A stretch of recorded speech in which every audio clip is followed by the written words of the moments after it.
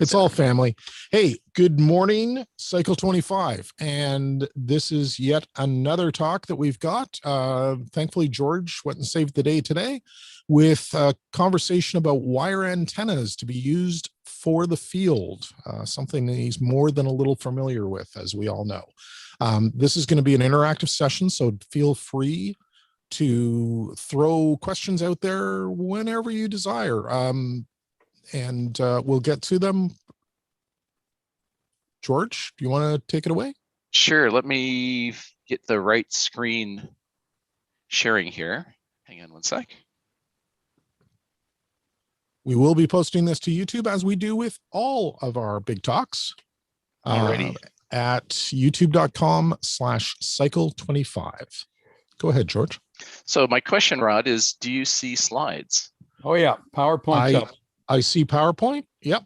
And I see slides. We'll go back to this mode here. All right, okay. Very good. So this talk, I've done this talk a few times. It's really two different topics kind of morphed together. So the whole topic is around portable wire antennas for HF, particularly for things like SOTA, POTA, or anything along those lines. There's two parts to it. One part is some basic antenna theory about these kinds of antennas, which always gets a lot of dialogue going about how these things work and how you should deploy them. The other part of it is my personal experience of how I came about to work on this project to begin with. So I'll start out a little bit about how I wound up working on this for my own interest, and then we'll talk a bit about the antenna theory. So ask questions as we go. So let's start with what really motivated me to work on this to begin with a few years back. I really like portable operating. My very favorite thing in the world for ham radio is field day. And last year, as John KJ6VU, now I remember your call, John, knows that we love doing field day, and last year was really difficult because we didn't. We did it from home. So anyway, I like portable operating, which is field day or camping or hiking or whatever. And so for me, size and weight is really paramount. I've lugged a lot of big heavy things to field days in the past, and as time goes on, the less I want to do that. And so size and weight are really key. If you're doing portable stuff like backpack portable, then it's absolutely critical. So so those are big considerations. So for local portable operating, this is like the typical trail here in the Bay Area. This one in the Santa Cruz Mountains happens to have a park bench picnic table on it, which was really a surprise after going in on the trail about 1.5 miles to have such a luxurious place to sit. And a few years back, my typical portable station is a KX3 and a lithium iron phosphate battery, and using a wire antenna, some lightweight coax, and then a wire up into the tree. Since then, I've gone down to the KX2 for really portable stuff, and lately a IC705 when I feel like carrying a little bit more weight and want the luxury of a big screen. But whether you're day hiking or backpacking or whatever, portable is really important. So when I decided to start working on this antenna project, I had two inspirations. One was my absolute favorite field day antenna that we've used for many, many years is a wire vertical. So it's simply a fiberglass pole with a wire as the radiating element. And at the base of the pole, we put a plastic box that looks like an ammo can. And inside that plastic box is an SGC random wire tuner. And then we lay out about a dozen radials on the ground and pull the coax to the station. And this works on any band. You can set the antenna up in about 5 minutes or 10 minutes, and it takes about 5 minutes to pull it down. And so it makes for a great portable antenna. It's not small enough for backpacking, but for portable operating and quick and easy setup, we thought it was a great antenna. So that was kind of one thought, how to use something along those lines. The second thought was to really put on your like backpacker hat and think, okay, how would a backpacker approach this problem? And there's a guy named Ryan Jordan who wrote a book about backpacking. It's called Backpacking Light. And I thought his points of philosophy were very well taken for portable radio operating. So his point essentially is weigh everything, eliminate things you don't need, watch the ounces, the pounds take care of themselves essentially, and come up with a system. This is really applied to backpacking in general, but I sort of took it to heart for the antenna design. So the goal for the antennas was to absolutely minimize the weight and the volume of the antennas, because in the extreme case, when you're backpacking, every ounce matters. So you don't really appreciate this until you start lugging it around. And if you're really a neurotic backpacker like some of us, you snip the labels out of the back of your shirt to save weight. So that's sort of the mental frame of mind I had in approaching this problem. Okay, so the design goals for the antennas, first of all, you really want to have full size, efficient antennas. Why? Because if you're operating portable, you're operating low power. And if you're operating very portable, like backpacking, you're operating 5 watts, more or less. So if you have a inefficient antenna, you're just losing energy in your antenna system. So on one side, you want to get the largest full size possible antenna you can get away with. You want to use really lightweight components. You want those components to be very robust so they don't easily break. Ideally, a modular system, kind of in keeping with Ryan's philosophy. You really want it to be easy to set up. In the extreme, again, if you're backpacking, you get to your destination, you're exhausted. You really don't want to spend an hour setting up your stuff. If it takes more than 5 minutes to set it up, you're just not going to do it. So this is true for me personally. If I went to the park, if it takes me 2 hours to set up the gear at the park, I'm just not doing it. So quick setup is really important. So my goal was to be able to get on the air in 5 minutes. That was the target. If I can't do that, then I'm probably just not going to do it. So there are 2 fundamental design decisions that were made pretty early on. The first is the only radiating elements that really fit the bill based on my requirements were to use full-size wires for the antenna itself. Why? Because wire is really lightweight and wire is really compact. And if you have enough of it, you can have a full-size antenna, which is very efficient. The second thing is, and this is really the trigger that set this whole thing off. Several years ago, I found a company that made a fiberglass telescopic pole that would telescope out to be 10 meters in length. And when you collapse it down, it collapsed down to 26 inches. So this is really the enabler. This was really the thing that made all the difference. You could go out and find all kinds of fiberglass poles, like kite poles. Jack Kite's a very popular brand, and they're very good. But when you collapse them down, they're about 3.5 to 4 feet long. So that really makes it unwieldy to carry. There's a ton of fishing poles, crappie poles, that sort of thing. But most of them are about 15 to 20 feet. So if you're just going to operate 20 meters, maybe that's fine. But as soon as I saw this 10-meter long fiberglass mast, I thought, wow, that's a magic number, because that's a quarter wave on 40. And for me, the 2 money bands are 20 and 40. So if I could come up with a system that worked 20 and 40, then that would be awesome. Especially if you are hiking, a lot of times your operating time is in the evening, and 20 may not be great in the evening, but 40 will be reasonably good. So that fiberglass pole was kind of the real trigger. Now, if you have wire and you have a mast, you can make all kinds of antennas. You can make a dipole. Well, it's hard to have 2 supports, but you can make an inverted V.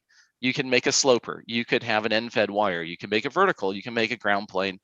You could do all kinds of stuff. So that seemed like it was a pretty flexible approach. So what I wound up making is a whole series of feed points, because there's no one perfect antenna. Different antenna designs have some trade-offs. So ultimately, I made 3 different antenna feed points. There's a dipole feed point, which is the first one there. Typically, you deploy it as an inverted V with a single center support, because you don't have 2 ends. And that's perfectly convenient to do. The second one over the yellow one is a 9-to-1 unun in that package. So this is a random wire antenna that requires an antenna tuner. And then the third one is a 49-to-1 unun on the feed point, and you measure out a half wavelength. So it's a half wavelength end-fed antenna. We'll talk about the pros and cons to all these antennas in a moment. And then the last thing is an accessory, which is an inline choke. This one you can see exposed there. It doesn't have the shrink wrap around it. For a construction point of view, what I decided to do is to build the feed points on a piece of PCB material. So this is FR4 fiberglass. circuit board material. Why circuit board material? Because I know how to make circuit boards. So since that's the thing I know how to do, that's how I made it. If I were a woodworker or a metal guy, I would probably use a lathe or a bandsaw or something else. But since I know how to make a circuit board, everything comes out looking like a circuit board. Now, it turns out that was actually a decent decision, because circuit board material is very rigid, and if you get thick enough stuff, so all of these are made on extra thick FR4. Normal circuit board material is 1.6 millimeters thick, and these are all 2 millimeters, and you'd be surprised what 0.4 of a millimeter will do for you. So it makes these things very rigid and stiff, so that it makes them more robust. So we'll talk about kind of the pros and cons of each of these antennas. Oh, the other thing on the construction is a lot of these kind of antennas are built into a waterproof housing, like a plastic box. And the downside to that is that they tend to be bulky, and they tend to definitely be heavy. And so I opted to go for smaller volume and lighter weight rather than waterproofness, because since these are portable antennas, you're not putting them up and leaving them outside all year long for years at a time.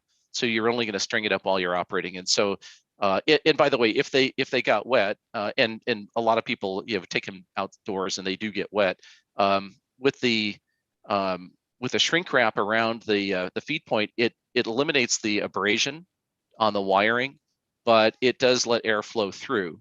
So while they're not designed to be used outdoors in the wet weather, they'll dry out really easily. So it's really not a problem. I just wouldn't leave one out permanently.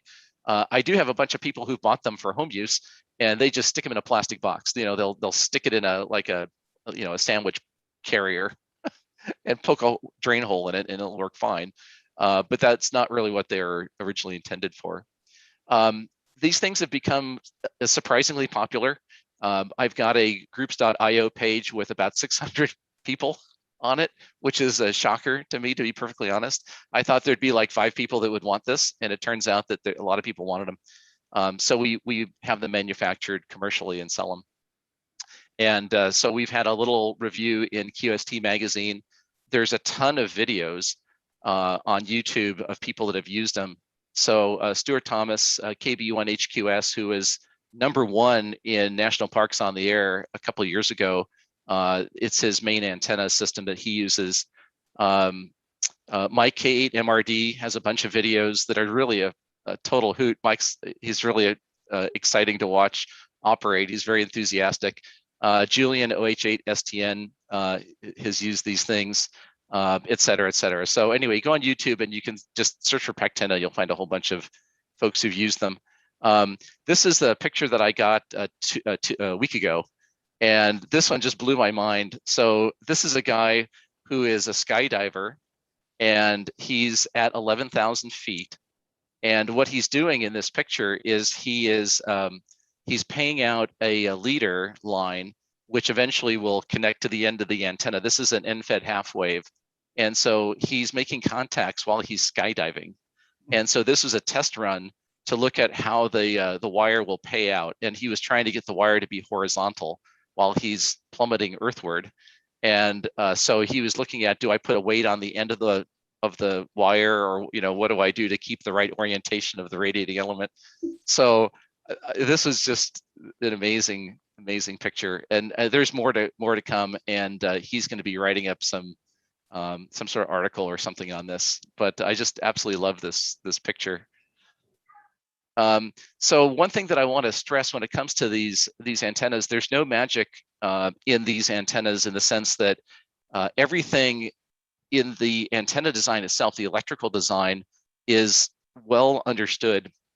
This is stuff that was documented in the handbook 70 years ago. So it's not like we've invented a new antenna. We've determined there's a new integer between 5 and 6. No, there's no surprise invention.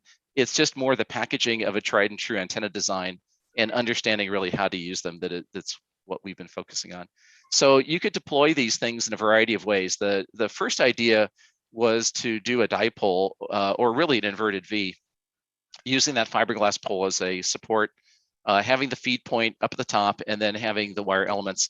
The way I construct the wire elements is since I really want to operate 20 and 40, I cut the wire elements to be resonant on 20 meters. So they're quarter waves on 20, about 16 feet long. And in a link dipole configuration, you could string them in series and put 2 quarter waves in series, and then you can have a mechanical link that bridges them. And that lets you operate that antenna on 20 and 40. The beauty of the inverted V is they're horizontally polarized antennas, which means if you're in a noisy environment like an urban setting, so like here in San Jose, it'll be a quieter antenna than a vertical. So that's a plus. It's also pretty easy to change bands. You just pull the center down and make the links and hoist it back up, and you're on the other band. And the wire elements do act as guides as well. So really decent antenna, pretty easy to deploy. The only downside is that it does take more space on the ground. So if you're in a campsite and you have limited space, then you might not want to use this, because you have to have about 20 feet from the mast out to the end of the guys. And you do want to keep the ends of the wire elements about 3 feet off the ground or more.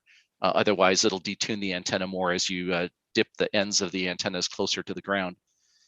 So that's like a very typical approach. This antenna is also great for any antenna or any radio without a tuner, since they're resonant.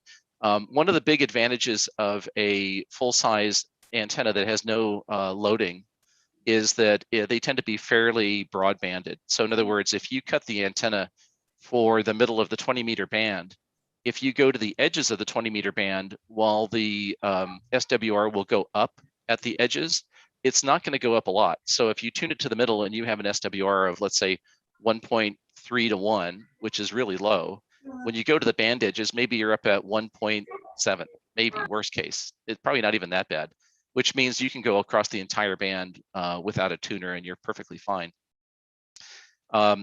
If you look at a lot of the commercial antennas for portable use, they tend to be mechanically shortened antennas because they're trying to compact the antenna. So you get a lot of linear loading. When you do that, you shorten the antenna mechanically, which is great. But when you do that, you increase the Q of the antenna. So it becomes a narrower antenna, so you have to tune it. So that means you have to fiddle with the antenna. With these antennas, you set it up and you're done. There's no adjusting required at all. If you have like a vertical antenna with a big coil in the middle, you have to move the tap around and get the right spot, which is not a big deal, but it's more to do. And also that coil is heavy, so it comes at a penalty. When we make the wire elements, what we do is take the wire, measure it out, and make a loop on either end, and use these plastic clips to connect the antenna to the feed point, or to connect the elements together. So all the strain is carried by the wire and the clips, and the actual connection, the connection between the links or to the feed point, is done with gold-plated banana connectors. You could use a whole host of different kinds of connectors. I chose these connectors largely because they have a high surface area and they're gold-plated, so they're good for RF applications. They're very easy to install, and you can also mount them very low profile on the circuit board itself. So that turned out to work really well. This picture shows some fairly large wire. This is the first version of the antenna.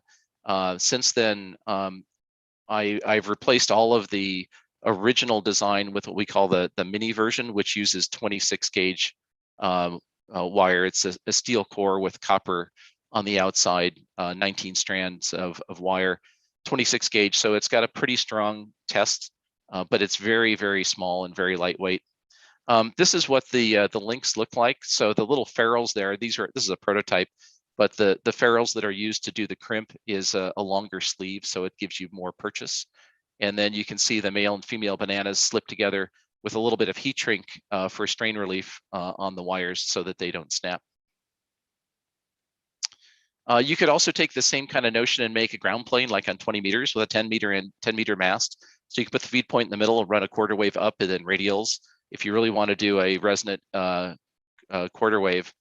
So those are just some of the kind of configurations you could do with an inverted V, but much as I like the inverted V, I use the NFEDs more frequently, and they're by far, I wouldn't say by far more popular, but they're certainly the most popular antennas. When I got my license back in the 70s, I don't know anybody that used an end-fed antenna. Everybody used resonant antennas like dipoles or beams or whatever. Nobody used an end-fed, probably because you're in the city, you don't have a lot of land, and you don't want to cause RFI, and there's a bunch of considerations around that with these kind of antennas. So today, however, end-feds are quite the rage. And I think there's a couple of reasons. One is portable operating is super popular, and they do lend themselves well to portable operating. They're very cheap, very easy. You can easily build it yourself. You don't have to buy a commercial one, and they're fun to play around with. But it's kind of important to understand feed point impedance of these antennas and why you use one particular type of end-fed or another. Before I jump into that, I want to take a quick pause and see if there's any questions. Excellent. Thank you for no questions.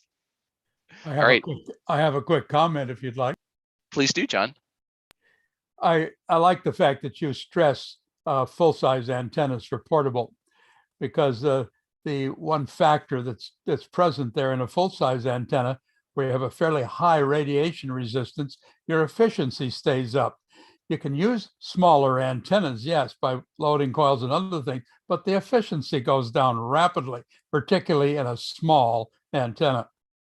Yeah, I couldn't agree more. In fact, one thing that really I get a chuckle out of, you see a lot of guys who start in portable operating, and they'll get an antenna that is, let's say, like a little 2-foot base and a loading coil and like a 4-foot whip, and they'll put it on 40 meters, and they'll set it on the ground. So it's like, okay, what else can we do wrong with this picture? Will your antenna will it resonate? Yes, of course. So the transmitter will be perfectly happy, but it'll be a super inefficient radiator because you're talking about something that's a small fraction of a wavelength in size and mounted on the ground, so you have big ground losses.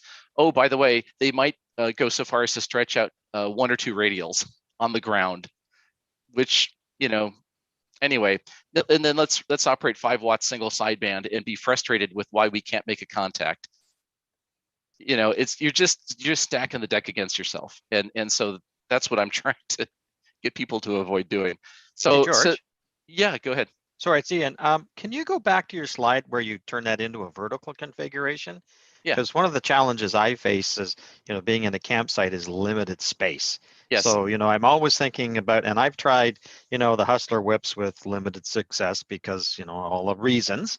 And I just wanted to sort of see that one again. Have you tried this and have you had success? Sure. Yeah. It works great. Now, the only problem with this is not a space efficient antenna. Because if you, first of all, you can really only do this with 20 meters and up in frequency because of the size, which is okay. But if you did a 20-meter ground plate, then you're going to put 3 guys out, and those guys are going to be probably 15 feet from the center point. So now you have a 15-foot radius, which is inconvenient to say the least. Yeah. No so kidding. I'll show you what I would do if I were you in the end-fed section here. All right, sure. Yep. So let's talk about impedance. This is something that either you really know and understand it because it's really basic stuff, or you have no idea, and it's very illuminating if you've never really walked through this. Some very, very simple facts around feeding your antenna. So as John's taught us before, when we talk about feed point impedance of antennas, a half wave dipole, we think it's a 50 ohm antenna. It's not a 50 ohm antenna. A half wave dipole is about 72 ohms. But our transmitters, being 50 ohm transmitters and 50 ohm feed line, close enough. It's even without a tuner, you're not going to get a lot of complaints. You can trim the antenna and you're fine. But anyway, you're looking at around 70 ohms or so. If you start to move the feed point of the antenna towards the end, the impedance starts to go up. And so the further you move the feed point, the higher and higher the impedance goes until you get to the very end of the antenna, at which point you're at the highest possible feed point impedance, which is somewhere between around 3,000 to 5,000 ohms, which is pretty high. That's quite a bit different from your 50 ohm transmitter, what it wants to see, right? So you've got 2 problems when you do an end-fed antenna. Problem number 1 is the impedance is off by a significant amount, and the second problem is, what happened to my counterpoise? When we think about the dipole, it sort of makes sense because the center conductor goes to 1 quarter wave, the shield goes to the other, you have a balanced antenna. So that makes sense. But when you come down to the end fed, what happened to the ground side? What happened to the counterpoise? And physics is going to figure out a counterpoise whether you wanted it to or not.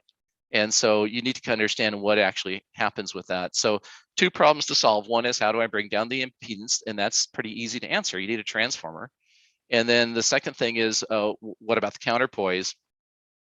And depending on a bunch of factors, this may work well or not. And we'll talk about that. So let's take a look at these 2 different popular kind of antennas. One is the random wire antenna. So what's the basic theory of the random wire? The basic theory of the random wire is that it's not resonant on any frequency that you're operating on, which fundamentally sounds crazy, right? Well, why in the world would I want that? And the idea is that you're going to apply inductance and capacitance to feed the antenna to match the antenna to the impedance of the transmitter. The reason it's not resonant is because if the antenna were resonant at a half wave, let's say, then the impedance would be really, really high, and you have to compensate a significant amount with inductance and capacitance to bring the antenna to match the transmitter. If you're lucky and you're a quarter wave, then no problem. But if you really want to have a reasonable chance of matching the antenna, you're better off bringing the antenna impedance down a bit to begin with. So hence not a half wave, and so a random length. So this does mean that you have to have a tuner. So if you're using an Elecraft KX2, for example, it's got a marvelous tuner built in. It'll tune this kind of an antenna, no sweat. If you have a typical radio with a tuner, most radios like I was about to say an ICOM 7300, but even that has an exception. The normal mode of a 7300 has the typical tuner. Those built-in tuners have an impedance range of somewhere between about 25 ohms to about 150 ohms. So it's essentially like a maximum 3-to-1 mismatch tuner. They're really intended to trim an antenna that's kind of in the band to begin with. If you need to go to a wider range for an antenna like this, you really need a tuner with a wide tuning range that has more like a 10-to-1 SWR tuning range, something between, let's say, 20 and 800 ohms of impedance, roughly, is very typical. Those are made by LDG, for instance, or MFJ, or there's a variety of little guys that make tuners that are intended for these high impedances. But even those tuners have a maximum impedance they could tune of somewhere under 1,000 ohms. So if your random wire antenna is, maybe it's not 5,000 ohms, but if it's 2,000 ohms, you still have a ways to go. So what you can do is put a transformer at the end of the antenna. So you put a 9-to-1 transformer as an example, and it'll transform the impedance from whatever it is down 9-to-1 to something lower. So if you have, let's say, a 4,000 ohm antenna, you put a 9-to-1 transformer, it's going to come down to 500 ohms or thereabouts. That's well within the range of what any wide range tuner can handle. So a 9-to-1 transformer plus a wide range tuner, you can actually operate on any band. So if you want to operate any band, put up one antenna, super simple, this would be the way to go. You could use any length of wire. You just want to avoid a half wave to make it a little bit easier for the tuner. And down at the bottom, you can see some lengths that I noted there that are very typically used: 29 feet, 35, 41, 58, 71. The reason those are magic numbers is that if you look at a half wavelength on any amateur band in the HF spectrum, those lengths are not a half wave multiple for any band. So those are safe without thinking about it. If I had 41 feet of wire, it will never be a half wave on any of the amateur bands. So if you're only operating on one band, you just need to avoid a half wavelength on the one band, and you're fine. But if you really want all band coverage, you want to pick one of those lengths. For me, for portable operating, the quickest, certainly my favorite backpacking kind of antenna, but even still, for quick operating, my favorite antenna would be a 29-foot wire with a 9-to-1 going to a radio with a tuner. The reason is that if I have my 10-meter tall fiberglass mast, I could put up a 29-foot piece of wire vertically and put the feed point near the base. And I have a very, very small footprint. So if you want to, like Ian, if you're talking about a camping antenna, that would be the simplest, smallest footprint, broad, any band antenna to use. Now, it's slightly less efficient than a resonant antenna, but it's probably, depending on the band, it depends on a lot of things. You're probably talking a dB or two. I mean, you're not talking about like 10 dB worse. If you go from a dipole to a mag loop, you're probably talking about, I don't know, 10 dB, 15 dB worse. But to go from a resonant to a non-resonant antenna like this, you're probably talking a fairly minuscule difference. And the convenience probably more than makes up for that.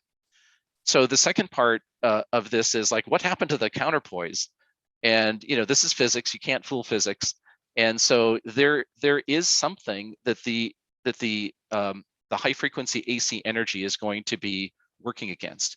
So one side is going to be the radiating element. The other side is going to be something. It's going to couple to something, whether you want it to or not. And what'll happen if there's nothing in close proximity to the antenna, what'll happen is that the antenna will use the shield of the coax as the counterpoise or the ground side of the antenna. When the RF energy is going up the coax, it's actually between the outer surface of the inner conductor and the inner surface of the shield. That's essentially where the RF energy is passing up through the transmission line. When it gets to the feed point, what happens is that the counterpoise becomes the outer surface of the shield. So it's kind of like a coaxial dipole at that point.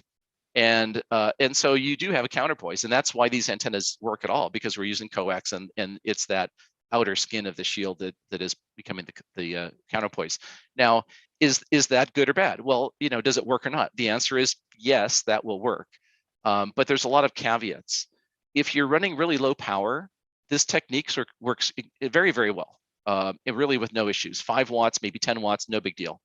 If you run a station like this at 100 watts, then depending on the length of your feed line, and the kind of equipment you're using, you may cause a bunch of problems, because you're going to get RF current flowing down the shield headed back to your radio. So if you are operating at 100 watts, you may have a significant amount of RFI coming back to the radio, which will either cause the radio to either potentially overheat, but more likely even affect the radio, shut the radio down. I mean, I've seen radios literally power off with that much energy coming back towards them. You might induce RFI into other objects close by, like speakers, or like a friend of mine went camping, did this whole thing, and his HDMI video monitor would wink out every time he transmitted, because there's current close by the HDMI cable, and it just wouldn't work. So that is an issue. So for those of us who are taking 5 watts or 10 watts backpacking, no sweat. 100 watts, field day, bunch of other gear around you, bet on having problems. Where that breakpoint happens, is that 5 watts or 50 watts or 100 watts? Your mileage may vary. You just have to, set it up and see what happens. So George, what can we do to Yeah. mitigate that? Because that's, you want that counterpoise to be there. You may want to run a little more power. Yeah, there's 2 things you could do. So good question. Good straight man, Rod. So the first thing you could do is you could put a common mode choke in the middle of your feed line. So what the common mode choke does essentially is it attenuates the common mode currents, those currents running down the shield heading back to your radio. When they hit the choke, they'll be attenuated significantly. They'll be attenuated like 30, 40 dB. So that's enough to make them essentially invisible to the radio for the most part, even at 100 watts. So let's say if you're running 25 feet from your radio to the feed point, if you could take that 25 feet of cable and break it in half and put 2 12-foot lengths and stick a choke in the middle, what'll happen is the upper 12 feet of your feed line will be the counterpoise. And then after the choke, that signal will be tremendously attenuated and essentially eliminating it from feeding back into the radio.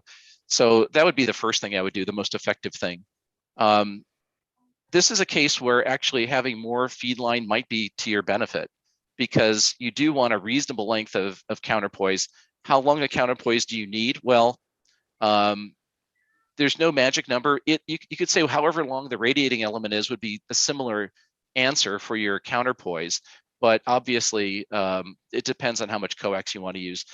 for me, typically 20 and 40 meters. I want at least a dozen feet before I hit the choke, and longer the better, maybe 25 feet. I tend to make coax chunks in 10, 20, and 25 foot lengths. So I might run like 20 feet from the choke to the antenna, then another 10 or 20 feet to the radio. Now, the other thing, yeah, shoot. The choke, one interesting, is that also classed as a line isolator? Yes. So a choke, a line isolator, sometimes called a current balun. Those are all the same thing. They're all fancy and cryptic names for a very simple concept. It essentially, the way you make the choke, but there's a lot of ways you can make a choke. The way I make the chokes is, again, I'm going for small and effective. So if you look at the thing on the far right-hand side here, that's a common mode choke. So it's essentially a ferrite core with coax that's wrapped around that ferrite core about 12 to 14 times. And depending on the mix of the ferrite and the number of turns of the coax, you can kind of center the optimum frequency, but they're very broadband. So like one choke would be fine for all of HF for the most part. So this is very compact. Now you can make chokes like with big coils of coax around a big form, but that's not practical for portable use. Whereas something like this is like 4 inches long. There's nothing to it. By the way, if you were to take a look at the inverted V match on the far left, if you stripped off that black plastic covering, what you would see is the same thing. That's a balun. So the first thing is the dipole is a balun. The next two are ununs, and the last one's a choke.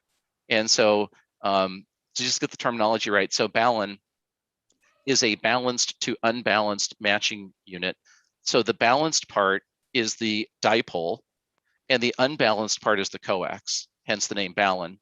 And so what that matching unit on the dipole is the same thing as the inline choke. It's physically the same thing. It's the same choke, it's the same coax, it's the same number of winds, it's identical.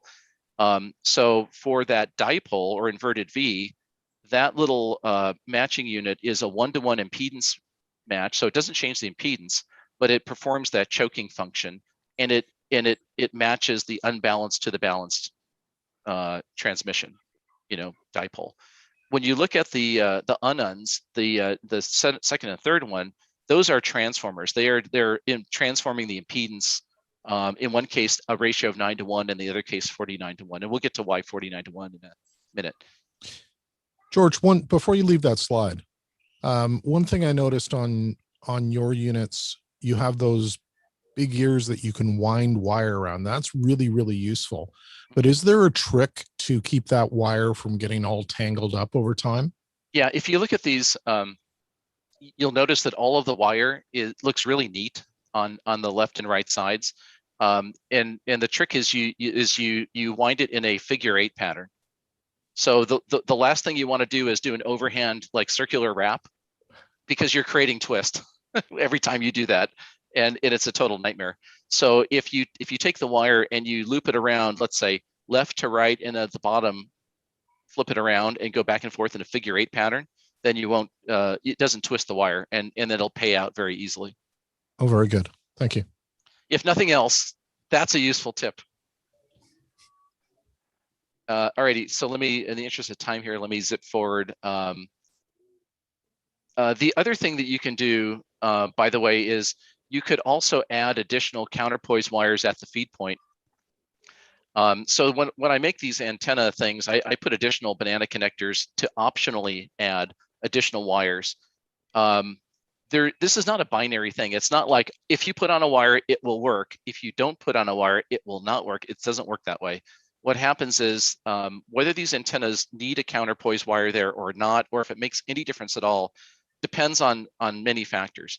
What's the frequency you're operating on? How long is the radiating element? How long is the distance from the feed point to the choke? How much power are you running? What's near the antenna that it could be coupling to? And how long are those wires if you put them on there? All of those factors will determine whether or not it makes a difference to put counterpoise wires on or not. In my personal experience, it rarely makes a difference. So the connectors are there in case you want to give it a try. But I don't bother, frankly. I don't really think it makes that much of a difference. As long as you use an inline choke, you really get the effect of what you want. If you're putting up a permanent installation and you have the room, sure, why not? But I probably wouldn't bother for the most part, but it's always an option. So let me, lastly, let me touch on the end-fed half-wave. End-fed half-wave is a completely different approach to what looks like a similar kind of antenna. A end-fed half-wave, unlike the random wire antenna, is a resonant antenna. It is designed to operate on a particular band and not require a tuner, which is a big plus. So if you're going to the field with a 705 or an 817 or an 891 or any of those radios that don't have built-in tuners and you don't want to bother with a tuner, but you want to use an end-fed, then the end-fed half-wave is like the answer. It's mechanically very similar in the way you set it up. The way it works is that, remember, our half-wave feed point impedance is going to be in the like 3,000 ohm range. So you need to drastically bring it down to 50 ohms. So you need a high impedance ratio. So 49:1 is very common. And so that'll bring that, 3,000 ohms down to 50 ohms, more or less. And the way you tune it is you measure out a half wavelength of wire. Always start with more. It's easier to cut wire off than cut wire on. So start with a longer length. Measure the resonance of the antenna with the feed point. It'll be low because you have too much wire. And then you start snipping off wire a couple inches at a time until the thing comes into resonance at the frequency that you want. And again, being a full-size wire antenna, it's fairly broadband. So if you cut this antenna for the middle of 20 meters, it'll be great on the phone end, and it'll be great on the CW end. If you only operate CW, you might as well move it down to the CW end. It'll still work on the phone end. So again, big plus being a broadband antenna. The same rules apply to the end-fed half-wave as the random wire, in the sense that physics will find a counterpoise. Again, it'll be the shield of your coax. Again, a lot of power will come running down the coax back to your radio and potentially cause you problems. So guess what? You might want to put a choke in the line. Same story applies here. So same story with choking off the RF. Same story applies to putting on counterpoise wires if you feel like you have the need for that. These antennas are super useful for virtually every kind of portable radio, because no tuner required. A half-wave antenna will work on its fundamental frequency. So let's say you cut this for 20 meters, 33 feet long. It'll work on 20, and it'll work on even harmonics. So a half wave, 1 wave, 1.5 wave. So a 20-meter half wave will work perfectly fine on 10 meters. If you cut it for 40, it'll work perfectly fine on 20 and 10. The other thing you might want to do is think about making a system. So one of the reasons for those linked dipole links is you can use the same technique to extend the lengths of your random wire antennas or your end-fed half waves.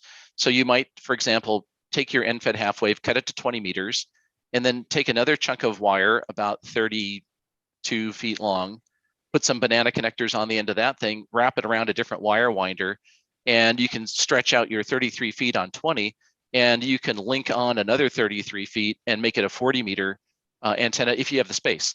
So for very little money and space, you can have a whole set of antenna elements to snap together to work in this with the same feed point. So it's really cool.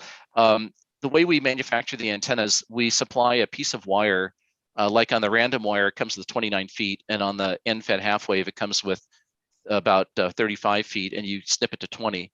That wire is soldered to the circuit board and strain relief through the circuit board, but there's a banana connector on the circuit board, so you can cut your own wire and plug it in and use a clip for strain relief. So you can have a whole, array of little wire elements you can tack in there.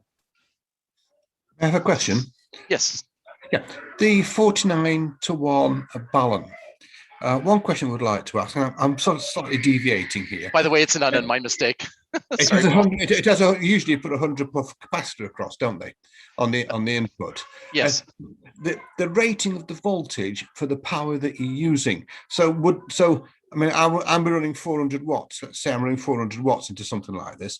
Then would sort of 3 kV power rating for the capacitor be adequate, or would I have to? You're in the ballpark. So we rate these feed points at 100 watts. I've never run more than 100 watts of these, and the Okay. component sizes and values are intended for 100 watts and less, since they're really meant to be portable. And so in that case, we put a 1 kV cap on there, Yeah, because yeah. the calculated maximum RF voltage is around 600 volts. So Right. at 100 watts, so 1 kV is kind of a good headroom.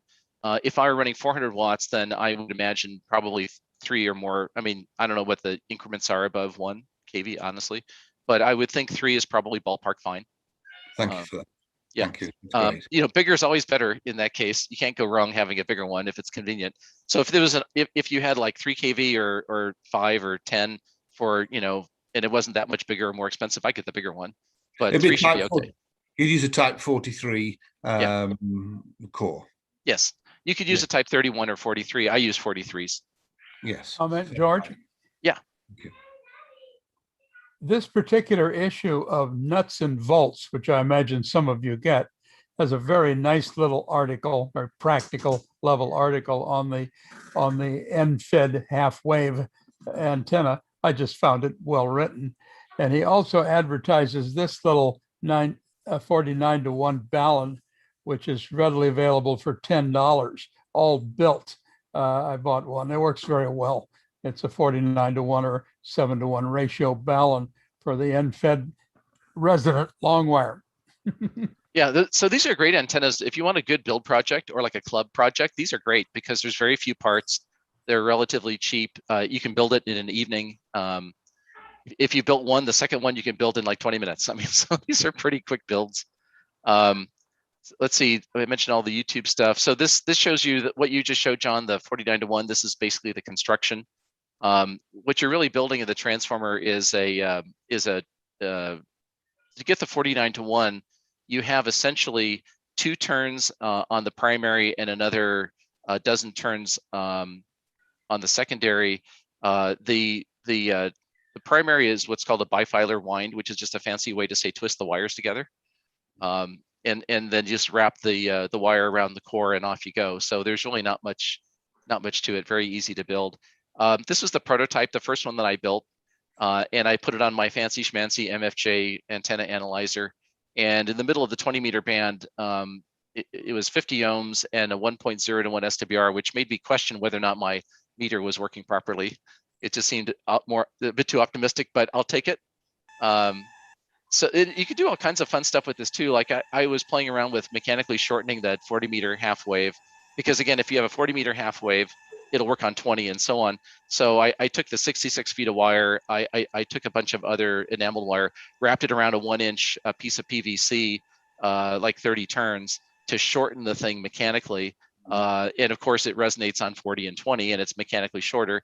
You know, it is a little bit less efficient. It starts to violate George's rule of efficiency in high Q or low Q antennas, but you know, it's fun to play with this sort of stuff.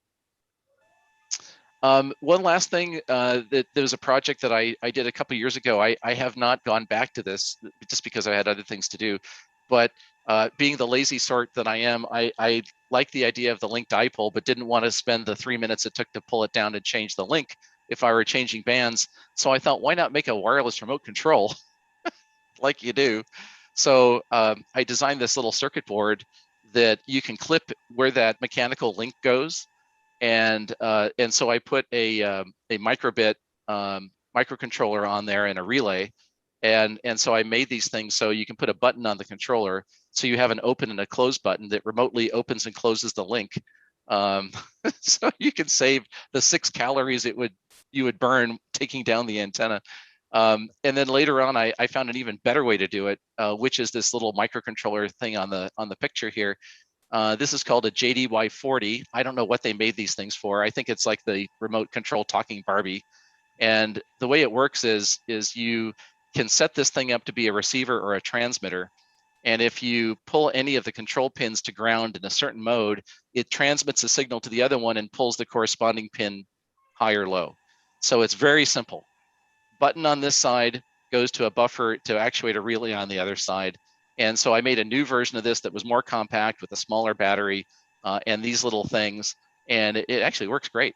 You get about a 30-foot range from it. So if the links are up, a dozen feet, 20 feet off the ground, you're not gonna be more than 25 feet away, and you just hit the button and it goes from 20 to 40 meters. So George, you ought to put a super cap in that thing and harvest the power from your transmitter to charge it, right? So then you don't need to need the battery, right? That's an excellent suggestion. Yeah, actually that, and I also want to put an LED on there and rectify the RF so it winks and blinks as you're modulating. So you get that, the halo effect. So anyway, that's the whole story. Let's see. Oh, this is some other stuff. Anyway, that's that. So I guess my summary to all this is that these antennas are funny, like having quite this renaissance and resurgence of interest in these things because they're so simple and they really are pretty darn effective.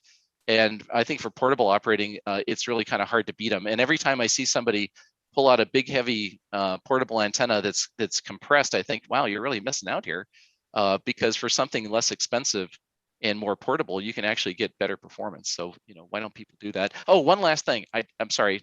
I know this is on like 2x over time. I have been experimenting with fiberglass mass versus carbon fiber, because carbon fiber mass are like a third the weight of the fiberglass equivalent. And they're also like more expensive by quite a bit, the good ones. And so there's a real question in my mind as to whether or not you could use a carbon fiber mast, because obviously for very portable, like backpacky kind of stuff, then the carbon fiber mast would be way better. So I kind of poo-pooed this notion that it would be a problem. And so I set up the carbon fiber mast, and I did my usual end-fed random wire up the side of the mast like I do with a fiberglass pole. And what I found was that the carbon fiber mast really detuned the antenna. And the weird thing was it didn't like shift the frequency of the antenna. It screwed it up kind of entirely. It was just too much coupling into the carbon fiber, much more than I had expected, frankly. And so I was really bummed out. I mean, the sad thing is it's too good of a conductor and it will screw up your radiation, but it's not good enough to actually use it as an antenna. It would be awesome if you could actually load up the carbon fiber mast itself. That doesn't work. So it's really kind of annoying. So here you have this great, super lightweight, very strong material, but you can't really use it in a conventional vertical. But what you can use it for is, if you think about it like a metal mast, you can certainly use it as a support for a sloper or a V. So not an inverted V, but as like a long wire, end-fed V, where you're kind of holding the thing up with the carbon fiber. So that's probably the best lightweight option, is a carbon fiber mast, but don't run it as a traditional, radiating vertical element. Use it as a support. Yeah. So I think I shared this story with you when you went through this little nightmare you had. And the story was that I was asked to do the RF system for a carbon fiber drone. And I get there and said, well, you can hide all the antennas inside the airplane, can't you? I went, not if you made it out of carbon.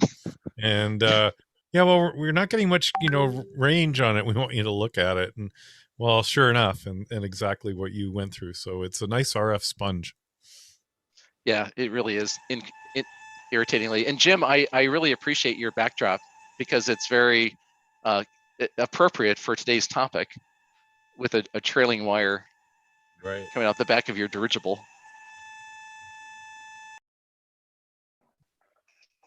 George, a question you'd mentioned with the carbon fiber that you could use it as a V, but not an inverted V. I'm wondering why it would work for a sloper, but not for an inverted V. That's a great question, John. So the carbon fiber masts that I was playing with are really like these fishing poles, where they go down to a really tiny whip at the end. So there's just not enough rigidity to support the inverted. You need about a 1/2 inch diameter to support the feed point for the inverted V. So you absolutely could use a carbon fiber. There's absolutely no question you could use a carbon fiber mast as a support for an inverted V, if it's big enough. It's just the one that I have is like super small and whippy, and it's just not mechanically big enough to hold it. But like, for example, when we set up for field day and use a carbon fiber mast, we could put an inverted V off that and it would work fine, because those things go from 2 inches down to about 1/2 inch, or 3/4 of an inch. So that's plenty rigid enough. The carbon fiber mast I was playing with for this test was like a fishing pole. And so it starts out being like 3/4 of an inch in diameter and goes down to nothing. So that's just not stout enough to hold up the feed point. Thank you. But it'll hold up the wire, you know, it'll bend over, but it'll kind of hold up the wire. Yeah. Dan, I think I cut you off there. Did you have a Yeah. question? Yeah, well, no, not a question, more of a comment than anything else. So I've been actually going the exact opposite direction as George, not caring about weight at all.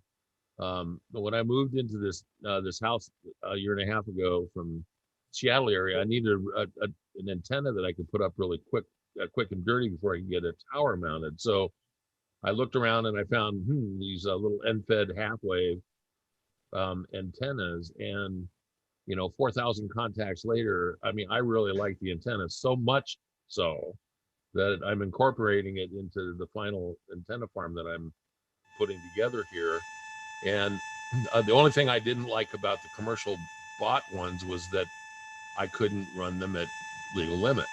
So this is a 49-to-1 auto transformer, built essentially the same way that you described there. The big difference is that it uses 14 gauge wire and 3 mix 52 cores, because I tried the 43 cores and it just didn't work well for me.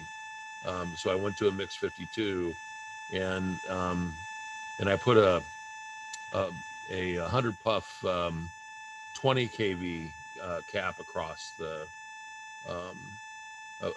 across it, and about 133 feet of wire. And boy, I mean, the thing plays, and you're right, they turn out to be a little long, so you have to trim them back once you get them installed. But I have a 47-foot fiberglass mast here I just got it this week, and I'm going to be putting it out about 100 feet away from my shack and feeding it with coax, so I don't have a radiator sitting next to me, for the very reason you talked about, the counterpoise and all of that. So I've just been thrilled with this end-fed half-wave as an antenna, and I'm really surprised people don't use them more, because they're, for people who live in HOAs, which I don't, thankfully, but I mean, they're very stealthy and easy to put up. So that was a great presentation. I learned a lot. Thank you. Oh, my pleasure. All right. Yeah. Are you aware that you've got about a 1 kilohertz square wave on your audio? No, Yeah. I'm not aware of that. And it's only when you lean into the mic, Dan. Yeah, I was slacking you about it, Dan. Oh, you were? Okay. Yeah, when you Well, lean back, it goes away. I got to go on a bug hunt then. All right. Thanks. I don't know what you plugged yourself into, but your proximity to your microphone is not going well. Is that any Alrighty. better? No. Did it go away? It's still No. there. Yeah, we can work on it later. It's from the COVID implant. Okay. So any other questions, folks, for George? That George, that little wireless link relay thing that you were showing, does it come with a relay, or do you add a relay to it? You have to add a relay. So the only thing that's on the board is some AAA batteries, the RF module, and then a small surface mount latching relay. So the only time the current's consumed by the microcontroller, and when you actuate the relay, there's just a little bit of current to pulse the relay on or off. So there's no holding current for the relay required. And I'm just using a little telecom relay. It's a 2 amp relay. One of the questions in my mind is how high a wattage would that little telecom relay support? I mean, you can use the same concept with a big relay to work fine, but there's more mass and weight. So probably quite a bit. Yeah. So I think with these small relays, it's perfectly fine at QRP, maybe 20 watts. At 100 watts, probably okay, because the antenna elements are resonant. If the antenna elements were not resonant and you had a high voltage point, that might be an issue. But since they're resonant, probably not. But what happens if you don't have Jim Zeppelin? The Zeppelin does give you a 12 dB advantage, I think. There you go. So any more questions for the slides or for George's presentation? Yeah, when are they in stock? Remember, So- this is not sponsored by. Yeah, this is this wasn't supposed to be a ham radio like product. It was just I was just making it for my own fun, and then I showed it to some folks and they wanted them, and so now I make them and sell them. So like I need another thing to do, like a hole in the head. But it's really a lot of fun when people use them and send you pictures of how, like the guy who's jumping out of the airplane. I mean, what a kick to have him jump out of the airplane with your antenna. You just hope to God it doesn't get tangled in his chute, but that's another story. So we have them assembled at a commercial fab assembly house. We don't do it. I mean, that'd be insane. So I just buy all the materials and send them to the assembly house. They make them up, and then we ship them. And what happens is I think, who in the world is going to want this thing? And so I make some, and then we sell them all. And then I'll make some more. And then like surely everybody who ever wanted one will have bought one by now. We sell them all. And so we keep going through this cycle. I mean, so it's kind of it's a blessing and not a curse, but it constantly shocks me that we sell out of these things. And right now we're almost sold out. Actually, we're sold out of like half of them. And so I have a whole pot of make that little parts wire winding frame yourself. Yeah, I have them fabricated. Oh, there you okay. Yeah, so I designed the board, and picked all the materials and built them and tested them and all that stuff. And I was wondering if there was a 3D printed pattern. No, but I mean that'd be trivial to make. Oh, of course it would. Yeah. Yeah, the reason that we use it as circuit board material is it's, like I said, I know how to make one, but they're fairly rigid, and the components solder to the board and the connectors solder to the board, and it's all very compact, and it makes it pretty reliable that way too, as it turns out. I want to know when there's going to be a mashup when Mike Walker actually takes Jim's dirigible, but he does it as a drone and flies a Pactena behind a drone in some circular pattern and makes some calls. He better have a ZEP antenna on the back of it, or it won't be real ham radio. Right, just use the airplane. Okay, well, with that, I'm going to end the recorded part of the session on YouTube. For anybody watching YouTube to the bitter end, we've got some additional presentations coming up all the way from the Long Island CW Club through Mike Walker talking about remote, doing an actual live demo of remoting his station. So that we decided that's what it was, right? Well, it's a high wire act. Come on. Because at midnight last night, we weren't done yet. And we've even got some folks coming from the ARRL to do a presentation for us as well. So good stuff coming up. With that,